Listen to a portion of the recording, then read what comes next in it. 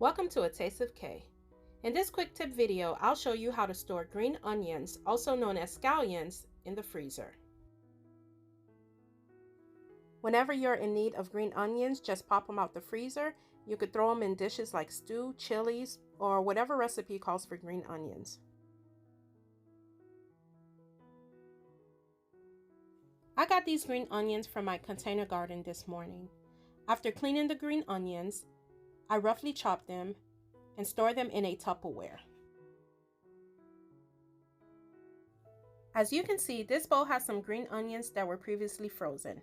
I'll store them in the freezer until I need them. Thank you for watching. I'll see you in another video.